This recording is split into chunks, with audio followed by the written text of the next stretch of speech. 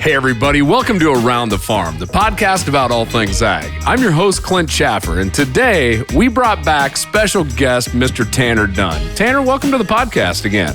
Yeah, hey, thanks, Clint. It's a pleasure being back on here. I think it's been about 2 years ago since I joined last time, so just an honor to get back on here with you. Yeah, I think you're right. That was a good conversation as well, and I think today you're going to enjoy it even more though, because on this episode we're going to be talking about all the different issues that happen during planting that we'd like to kind of call our Field Follies episode.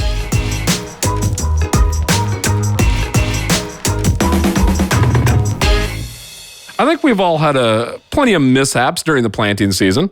Yeah, just a couple, and I feel bad for my brother and dad because I think they're going to have the blunt of these stories, so look forward to sharing. You know, I thought the same thing, as we were talking about doing this today, which was really, I get to tell these stories, and Dad isn't here to defend himself at all. So it's just, I can just make up stuff on the spot at this point. I know, poor Doug, if he was here, man, I know he'd have stories against you. So I think we can talk about those as we get into it from last year. But maybe that's a later episode, maybe a little rebuttal episode down the path here. So yeah, maybe bring the dads in on stories about us.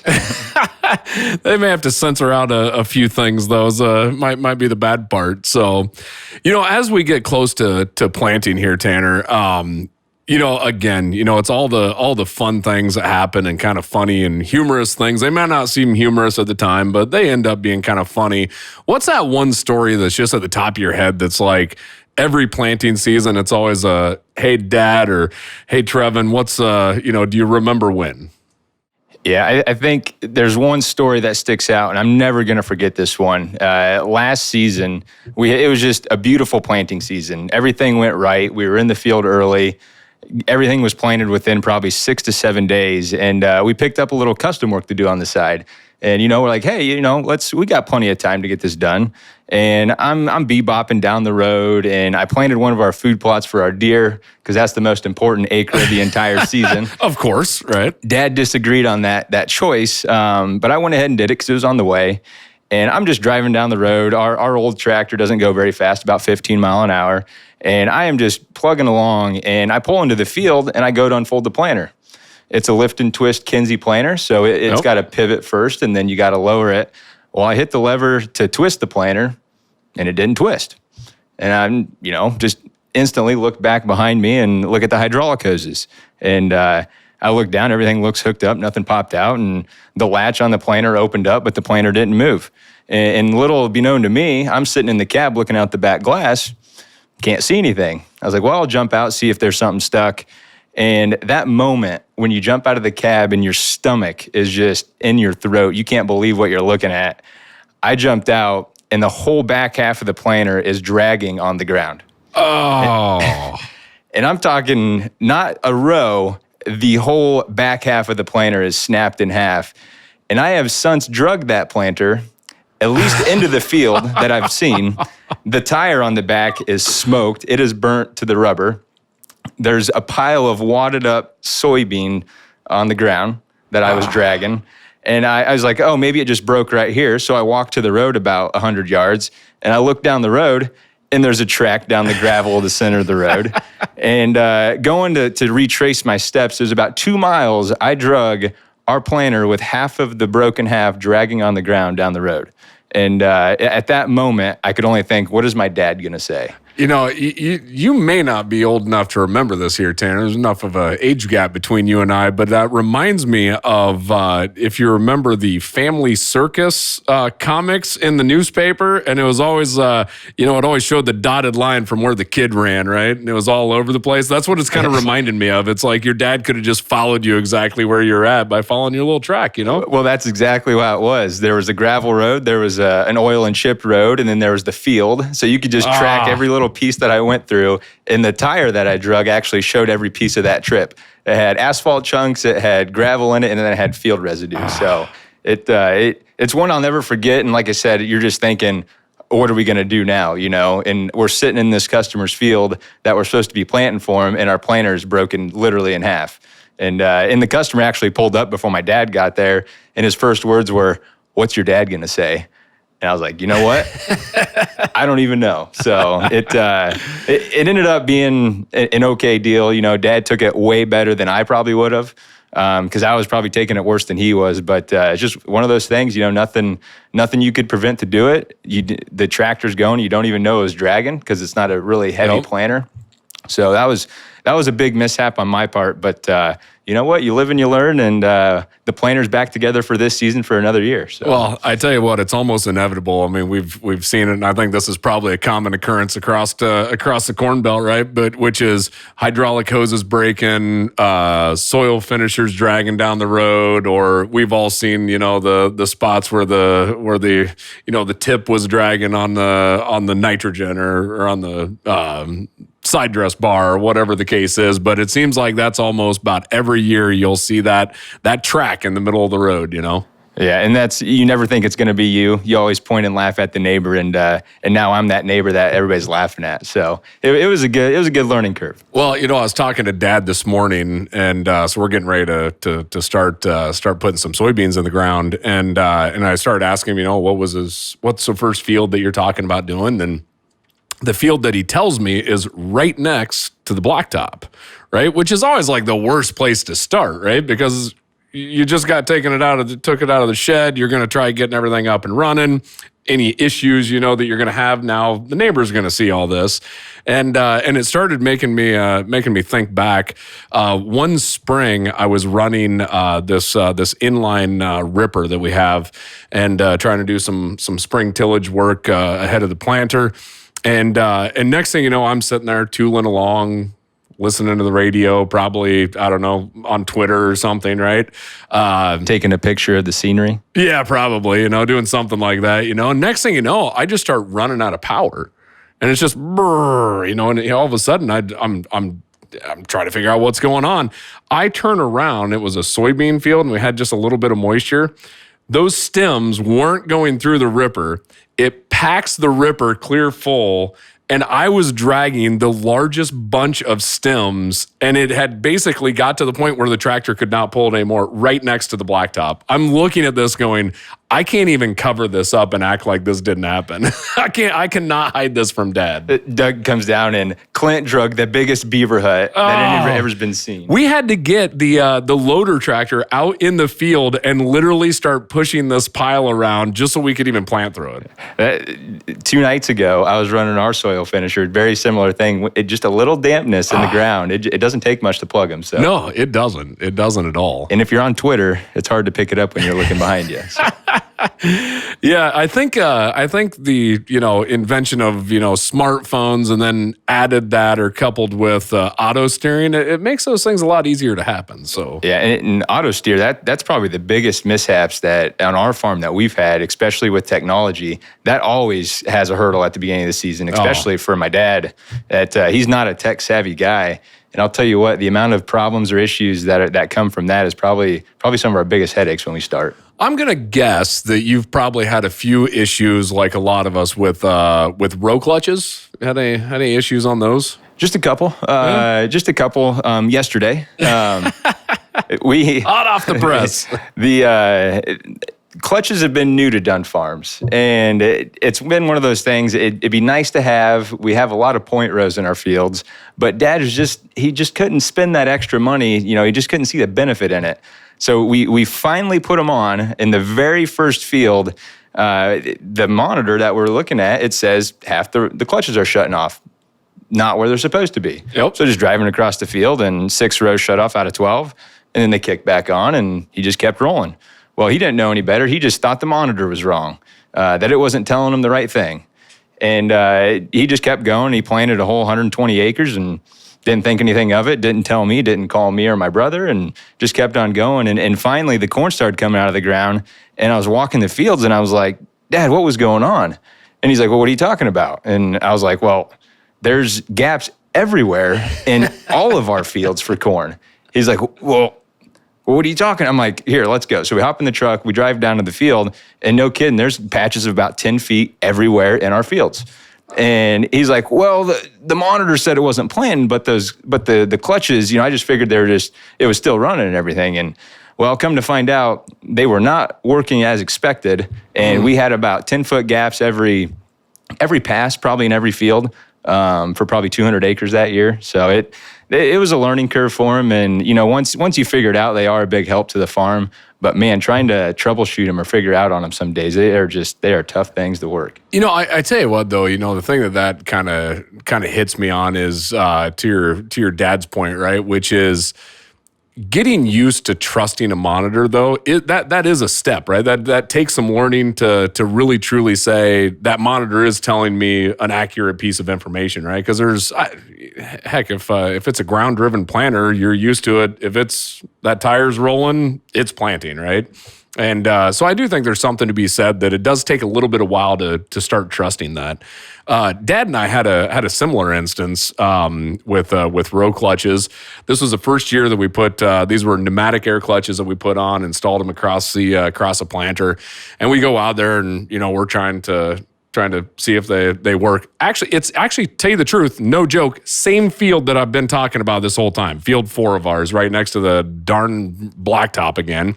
And so we're out there. Well, the first pass, we go around the field and everything plants just fine. But that first pass, you're manually planting it. And when we're going north and south along the end rows, we're weaving in and out of the telephone poles, right? You got to plant every inch of your field. You got to farm the ditch. Oh, yeah, you got to farm the ditch a little bit. And so we're going, the first pass, we go in and out of the telephone poles, come back around, second pass, we start taking off, and row 12 stops working. It's not planting. Next thing you know, row 12 starts planting. And we're like, what is going on? Pretty soon we go up a little ways, row 12 stops planting. We get out, we go back, we check to make sure it's not plugged up, full of dirt or whatever. Nothing. It looks like it's absolutely perfect. Get back in, take back off, row 12 starts working again. Get up a little ways, row 12 stops working. Pretty soon, after the second time of getting out of the planter to go check row 12 to see if it's working, we realize that we're going across where we have weaved out, and the row clutch is doing what it's supposed to do, shutting the row off. Working as expected. Working exactly how it is designed to work. And I'm not kidding, Tanner. Dad and I both just stood in the field, I'll bet you for a couple minutes, and just sat there and laughed. Like, we're like, oh, what are we doing? It's always the little things, and you try to overlook everything, and it always comes back to just, slow down and pay attention to what's happening. But yeah, no, it's interesting to say the least. So we actually, with the clutch story, we put 12 new clutches on our planter this year for our bean units, for our pusher units. Yep. We've always had them on our corn, and finally, after running and you have different amounts of units that come out at the end of the field, let's just put clutches on so everything comes out equal. And yesterday was literally our first day testing these out, and 10 feet, shut off, stop, back up, go again, 10 feet, shut off. And Dad's saying certain words that I can't, say on here, but it just overlooking, and it's simple things like the chains were just a little bit too tight and they would lock up on them. We fought it for about 3 hours and over again. It was only on one side. And it's just the clutches, man. I tell you what, you just... Well, and I don't know about you, but, we've ran into it. We always take the first day of planting as like clutch calibration day, right? Or shut off calibration day. And you can leave the same numbers, the same calibration in there from the year before when it was shutting off perfect. And for whatever reason, you're off by 3 foot this year, and it's like, okay, wipe out the calibration, start all over here. So it cracks me up that that's something that we do every year. Yeah, and it never fails. When you don't do it, it looks good on the map and it comes out of the ground and you're about 4 foot gap everywhere. Exactly. Now here's a controversial topic that I'm going to ask. Now I got to see how Dunn Farms operates here. Do you go to the row and shut off, or do you gap it? That is controversial. That is. That's a controversial topic here. Depends who you ask on Dunn Farms. Ooh. So I will leave a gap. Yep. I don't mind having a 12-inch offset to let my snout run through when we run the combine. Absolutely. Dad does not want a gap because of weed pressure. Yep. So I get both sides of the story. We've done both scenarios, and I don't think we leave weeds anywhere. Yep. And when you're in the combine, you do nothing but cuss the outside row As it's, that flips an ear off, and you see the ear fall on the ground every time. Yep. So if I'm planting, I'm going to have a half row offset. Yeah. But if Dad's planting, you can change the setting in the monitor, and he's going to flip it to plant right to the row. It's got to be exactly on it, and it's got to be perfect. No, we are. We're with you on this at Chaffer Farms. So we go. We like a 15-inch offset, and it's for the exact same reason. Opening up goes 10 times faster, right? I mean, you can go the same speed as you're opening up, and we look at it that if we're planting on 30-inch centers, 15 shouldn't be any much of a bigger gap or anything. So, but I would ask y'all out there. I mean, drop us a comment. Let us know. Where do you sit on this? Are you team gap or are you team on the row? Where's it at here? So that's again a controversial piece here. And that's why we have sprayers. I tell them we spray the fields to kill the weeds. So what matters if we have a 10-inch to 15-inch gap? Right? Yeah, no. Like I said, I fully agree. So I will tell you one of the other funny stories that always pops up as we're sitting here thinking about some of the planting mishaps and whatnot. If you go back, this is before we had like tenders and everything else, right? Everything was in small bags, right? And we had this stake that Dad made out of a fence post that was mounted on our trailer, and you would take the bag and then you would shove it onto there and then you would stack them all up, all the empty bags, right? How we didn't impale ourselves on this as a kid, I have no clue, because there was like literally a sharp point on this to go through the bags. But anyway, we'd shove them all on, and then you take this stake off of the trailer and go stick it on the ground, then light it on fire, and you'd burn your bags, and take off planting, right? And I'm not kidding. It was at least once a year you would come back. Like, let's say you'd started planting and you'd go up over the hill. You would come back on the next pass, drop over that hill, and realize that you set the entire field on fire. And it's like, oh no, what are we going to do? I was just going to say, burning bags in an open cornfield doesn't sound like a bright idea. But No. Maybe I'm missing something here. No, but I tell you what, for some reason, you would put it in the side of the ditch thinking there's enough green grass and nothing would go. And next thing you know, like I said, half your field's on fire. So no, we've had plenty of mishaps on that side of it. The Seton Fire Department knows when Chaffer Farms are planting. Yeah, follow the smoke. You'll find what field we're in. So well, let me ask you this. So you talked about row clutches being controversial and how you set them. Right. So a big topic around our farm right now is, what do we use for our graphite, talc, or that inhibitor on our soybeans for flow? We've always been graphite. It's dirty. It's black on your hands. But we've been trying a new product that is supposed to be soy-based. And we had a little mishap last year that we didn't get it to flow right.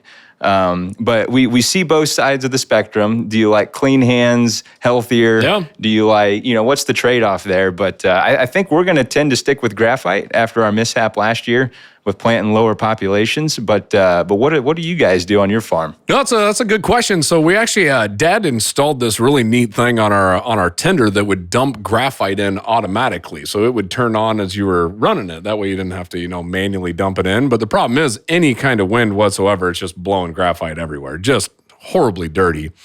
So we've done the talc, the 50-50 mix. We've done all of these different pieces. What we ended up switching to last year or the year before, there's a product called Dust that we ended up utilizing. And that's what we still use today. So we just, you got to put a good chunk in there for it to run, is at least what we've found. And that might be our problem because last year we put Dust in our planter and we were planting about 20,000 less seeds an acre. Oh, wow. And we were just sitting there troubleshooting the planter, and it took us about 2.5 hours to why are we planting less population what we're set at? And come to find out we weren't using enough. Yeah. So it caused 2 hours of headaches for us, but at the end it was the cleaner product and we really liked it. But no, it's the little things on the planter that you're not paying attention to, and you try to jump to the hardest thing first is what it comes down to. Well, the thing is that all depends on whether you're planting with a red planter, a green planter, a blue planter. They all take a little bit different, style of that kind of stuff, right? Yeah, and vac versus finger pickup. Dad was looking at the vac recommendation, and we don't have a vac planer, so we had to up that rate on it. So yeah, no, but that is what we're using. So again, let us know, where do you stand on that? So are you talc? Are you graphite? Are you a mix? Or are you maybe a different product? So how about field work? Have you had any field work mishaps? It's funny you mentioned that. So we just got a new tractor this year. We upgraded from a 1978 8430 up to a 2012 8310R Deere tractor. That's a big jump. About 40 years worth. Yeah. And needless to say, they've changed in 40 years. And it's going to be our tillage tractor. Yep. Dad has it dead set that we're going to hook this up to the soil finisher this year, and we're going to work ground with this thing. We're all excited. Well, it's an IVT transmission. So it's not a power shift, so everything's kind of automatic for you as you're moving your joystick. Yeah. And we go to hook up the soil finisher the other day, and I'm backing up and I'm trying to be, the tech guy and use the little shifter to not use the clutch on the tractor.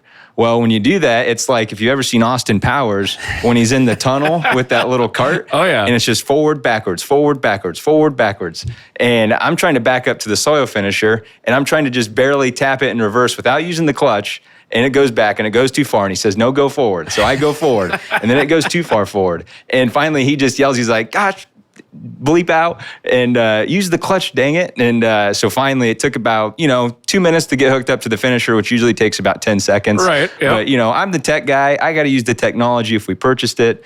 So that was just a little fun story we had. And then my brother, we jumped in the tractor a couple nights ago, and he's trying to run this new tractor for the first time. We're working ground down. I'm explaining it to him. I'm in the driver's seat. He's watching me and just turning on the inrows. Everything's shifting okay. And then he gets into the seat and we're just jerking back and forth because it shifts for you automatically. Yeah. And he's trying to get used to it just like I was trying to back up to the planter, except he's trying to do it at 8-9 mile an hour. Yep. And he's trying to figure out the new Autosteer because we got integrated Autosteer for the first time. So I'm trying to show him how to shift. I'm trying to show him how to just hit the button. He's used to holding the steering wheel and engaging that auto steer. So he's turning the wheel and hitting the button, which kicks the auto steer off. So the tractor's driving on an angle. It's not catching the line. He's trying to work the IVT and change the speeds and the transmission. And it was just, he finally, I think his last comment was, maybe I don't belong in the 21st century. So, and that kind of was just the icing on the cake, and I took back over there for a little bit, but we had a pretty good comedy hour there for a little while. Oh, that's hilarious. That it is just funny, trying to stay with the times, trying to utilize some of the new technology. And I don't know if you run into this, and I know I do. And heck, you test a ton of equipment for FieldView, right? I mean, you're in and out of all sorts of different tractors and different cabs and everything else. If you tell me to jump up and move your tractor, a tractor that I've never been in, right? Now I feel as a farm boy, right? I can drive any tractor that's out there, but for whatever reason, I get nervous as can be for the first 30 seconds that I get into your tractor trying to move it. It's like, I don't want to mess up. I don't want to look foolish. I don't want to look like I can't drive it. There's always that nerve. No matter what, if it's not my tractor, I'm going to get that. Well, yeah, and you said it right on. I've been in a lot of machines, but I don't drive the machines. Yeah. And when I come back to our farm, we got tractors from the 1970s and 80s. So those tractors compared to the tractors that I get in, they're completely different. And you actually have one really awesome tractor from about 1983, I think is where that's at. Yeah, we do. And the guy that sold it to us, there were a few mechanical issues. We kind of got maybe the short end of the stick on it. But oh, come on now. No, we did. It actually, Clint's dad, it's still our planting tractor today. Yeah, that is 2021. That is a 1983 4450 right there. That is still one of my favorite tractors. Although I lean towards the red paint, if anybody knows me, but that 4450 is one of my favorite all time tractors. Right now. It's been a great. It's a dependable tractor.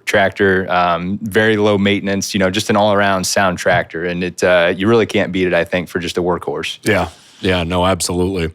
One of the other stories that I was wanting to tell, as we sit here and have this opportunity to, kind of poke a little fun at our fathers, right? And some of the mishaps they've had. I gotta throw out at least one story on Dad here that I found, absolutely hysterical. We talked about already trying to farm every inch of a field, swerving in and out of the telephone poles and everything. Well, Dad was doing that down where my Uncle Bill lives, right? That 80-acre field down there. And he's going around there. There was this old windmill that was right up against the edge of the field. And it's so old that it just has the gearbox on top. It doesn't have any of the fins, A little tripod, 20 foot in the air or whatever. And Dad's trying to get close to it. And every year we get closer and closer and closer, right? I mean, right next to this thing. Well, finally he was going around and he caught it with the planter marker, the frame of it, and catches that thing, and he at least got stopped. And as he stops, this thing decides to just tumble over and fall directly on the planter. And I have no clue how. I still say today, he's just, one lucky farmer, but did not break a single thing on the planter. It fell straight down. Fell straight down. The gearbox landed off the planter, so it actually didn't even, the heaviest part didn't hit anything. But of course, we had to stop, go get the loader tractor, and go pick up this windmill that was on our planter. Is there a common theme with loader tractors in the field during planting season? Because I sure feel like it. Yeah, probably. Yeah, if there's a loader tractor out there, it's probably not a great day. So... No, this is with trying to get close to things in the direction that you're going in the field. There's always, everybody has a preference on what direction they want to do tillage first. Yep. They want to do planting first. Do you start with the planter on the right side, or the finisher if you're looking to the right on the edge of the field, or on the left side? And I'll never forget one of the biggest arguments that I've got into probably with my dad is I planted all of our acres last year for the very first time. I've never planted anything besides last season. And I jump in the cab, and he calls me after my first pass and asks, what am I doing? And I don't know, I'm planting. What does it look like I'm doing? And he's like, well, you went the wrong way. I said, what do you mean I went the wrong way? Well, you started on the wrong side. I was like, I didn't know there was a right side to start on. He's like, well, you always got to look on your left side. I said, well, I like looking out my right side. And he's like, well, you got to start on this side of the field. And, we just went back and forth. And finally, it's like, there's two ways to skin a cat here. The field's going to get planted. But that was probably one of the biggest arguments we had on what direction to plant. I'm going to have to go with you on this side again. I like to look over my right side. Anything I'm going to open up, whether it's planter or soil finisher. Man, Mark Dunn's having a rough outing today. It's funny, the other one that speaking of what happens on your left side when you're only looking out your right side, I was pulling into a field, I don't know, I was probably 16, 17 at this point, and we got this big 30-foot soil finisher, and going to, and it's got this harrow, of course, it sticks clear out the back of it, and I go pulling through the gate hole, and I go to lower the harrow to start finishing this field, and I'm looking out my right-hand side, right? Not paying attention to the left. The left, there's this old lean-to. Like every farmer, we have buildings that we should have torn down 20 years ago, but we left them standing. One of those buildings. The roof's caving in. Oh, yeah. It's called a lean-to because probably the one side just fell off of it. Now it's a lean-to, right? It's leaning. Yeah, it's leaning. And so anyway, I had no clue, but I set the soil finisher down on top of this lean-to with the harrow and, of course, bent the harrow. Here I am. I got to call Dad at this point in time who's out planting, and he has to get out to come and fix this. Get the loader? Yeah, well, actually, I think on that one it was get the big wrench, the pipe, and the torch to heat this thing up to get it bent back. So there was that was one that always sticks in my head of setting that thing down right on a building. So have you ever got too close to a telephone pole with the planter with one of your markers? So you've put the soil finisher on a building, but have you put a marker in a building? No, luckily. So like you, actually, last year I planted the most acres probably that I'd ever planted, and I had a few mishaps there, like with lift switches and things of that nature that you're well aware of because you had to help me out a couple different times on that. But no, I've actually never hit anything with a planter. So we've never ripped a marker off or anything of that nature. So you're doing pretty good then. Yeah. The markers is probably one of the biggest things we pay attention to every single season because it's probably been about 6-7 years ago, we got this new Kinsey planter and it's a split row planter. So with corn versus beans, you got to move the markers out. Well, it was new to us. We've never had a split row planter, and Dad just assumed the last guy ended on corn. He ended on beans, and just got the planter ready and hit the field. And we went along, and he was planting probably, 180, 200 acres, and finally got to a farm that had a bunch of terraces and had a bunch of turns and curves on it. And finally, he was going around curves, and he was just really tight on every single pass he was making with the markers. And he called me. He said, "Tanner, I'm cheating it over as far as I can, and I still feel like I'm on top of that other row." And we got to talking, and we're brainstorming, and then it finally clicked on. The light bulb comes off. It's like, oh, duh, we got to move the markers back out. So sure enough, the guy even had painted lines on the markers that says corn versus where the painted line says soybeans. But, we didn't pay attention to that. We just wanted to get in the field with the new planter. So we had 15-inch corn probably for about 210 acres is what we totaled up. And that was the gift that just kept on giving throughout the entire year. It came up, it looked like it was, too tight. The neighbors saw it. We came back to combine it that fall. You're either combining 7 rows because it was too close, or you had to leave 1 row, so you're combining 5 on the next pass. It was just, it was a train wreck there for a little while. But it's funny because we plant with a splitter as well, right? So we have to do the same adjustments on our markers. And how we open up our fields is we utilize our markers to open up, right? And then put your markers away, and we'll use auto steering for the rest of the time, right? And so last year, this is on right behind our house, Dad goes out there and ends up opening up this field as I think this was our first field that we planted of corn. We'd planted soybeans there beforehand, but first field of corn, go out there, and we made the adjustments on the marker, right? We did everything that we were supposed to do. Go out there and we open this field up, and then we start going back and forth. And next thing you know, we can tell there's issues, especially on the map. Well, what we didn't do, we didn't adjust the width of the planter in our GPS. So the marker we did set, but we didn't adjust the GPS. So it was doing the same thing that happened to you, And so they're same thing. I'm going to say halfway through, all the way down the hill last year, there was corn that was basically on top of each other and a gap. And it took us a while to try troubleshooting that because I can't remember where it was in our monitor for the tractor monitor that we had to go in and change that. But we finally ended up figuring that out. And it's like, because our planter monitor was right. It was the auto steering that controlled the actual steering side. 30 right? feet, it had to be 28.8 feet. Correct. Yeah. Yep. And that was the issue that we ran into. We've done that before, along with the markers. So between auto steer and markers and clutches, there's always a challenge every year on our farm. At least. One of the other ones that I did have to laugh at, and I gotta tell this funny story. Mom actually may have told this story last fall on this podcast when her and I were in the semi, but I got to bring it up for some funny field follies. But my mom does a lot of our field work, right? Yep. And so Mom was out there with our Steiger and our soil finisher, right? And she gets it's kind of tough to turn this one. It's a tripled Steiger. So, I mean, it takes a long way to turn around. And especially at the beginning of the year, you're trying to get used to it, And so she gets out there and she goes to make a turn, and she has to call Dad. And she's like, I can't get out of, if I go forward, I'm going to hit the fence. If I back up, I'm going to hit, something in the back. And finally Dad sits there and he asks her, he's like, well, have you raised the wings? And I think Dad, if I remember right, I think he said that Mom hung up on him at that point in time. So no comment. no comment whatsoever. Raise the wings, and you just get right out of that situation. So it is funny when there are so many times on a farm that you probably try to overthink the situation, right? Yeah, I got in the cab of the 8310 I was talking about yesterday, and getting the seat to air up. On the 4450, you turn the key on and the seat raises up. Well, I get in there and I'm sitting like down here trying to hold the steering wheel. And I called my brother and I said, this is embarrassing. I don't know how to air the seat up on this thing.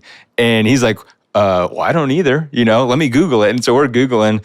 And then finally I call our neighbor buddy and he's like, have you tried looking on the armrest? And I looked, I'm like, yep, disregard. And the armrest was up. So I just had to flip it down and the switches were right there. That was my embarrassing little spring mishap this year. It's not always on my brother and my dad. Well, it was funny because when we got our current planter tractor that we have, that 275, I think that was the first tractor that we had that had a leather seat to it, right? And so anyway, with this leather seat comes a heated seat as well with them, right? And which I always laugh, like, I don't know, growing up, like life of luxury. It was like growing up, leather and heated seats wasn't even a thing, like you couldn't even get that. But anyway, this tractor ended up having it.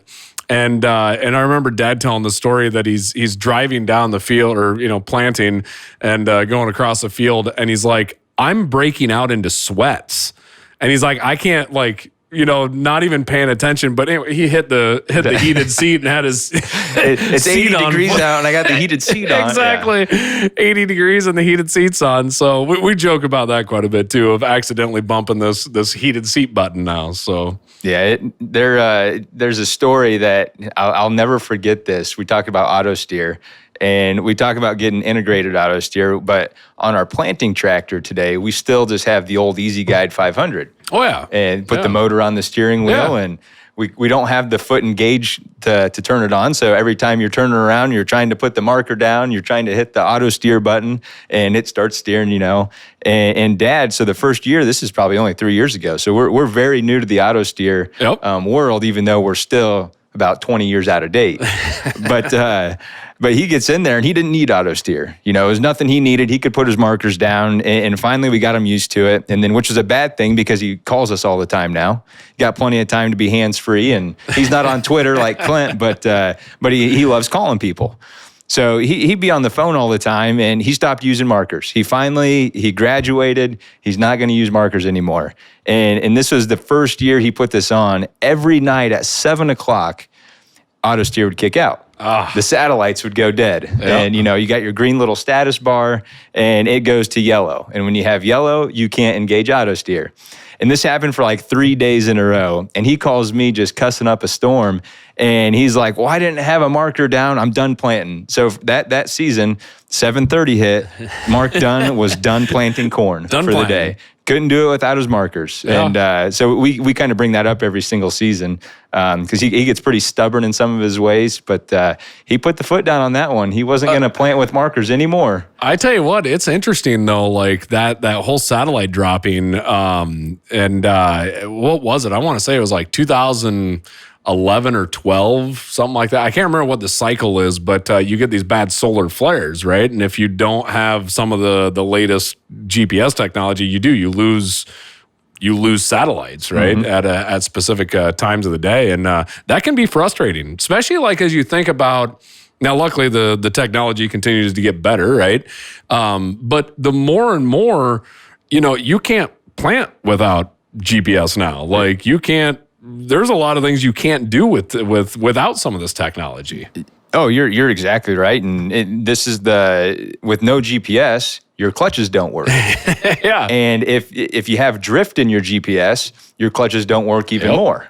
And this has happened twice to me. We always start on my field in the corner because we'll do the clutches there. And Dad wants to test it on my field, which is no problem. Naturally, right? Why not? But we want to test ours on your field too. So come on down, plant it for me. No. But no, the GPS, the very first pass around the field, and this has happened twice in the same field now, because this happened last season with us as well. But you plant and you're looking at, we use FieldView, so you're looking at the screen on the iPad, and it looks like half your planter's in like the creek next to it. And I don't know, that's kind of strange. We shouldn't be planting in the creek because we're not. Right. And luckily we have our marker down. And you make that one pass around the field and you come back, and on the map again, now you're leaving a big gap. Right. And you're looking out and you're looking back and it's like, man, I'm right on, but the map shows I'm way off. So you get to trust the technology, but apparently the GPS was drifted. Yeah. And well, that affects your clutches because everything's shifted. Yeah. Did not realize that. And so there was about 10-foot gaps in and out on every single pass on that field. Had no idea.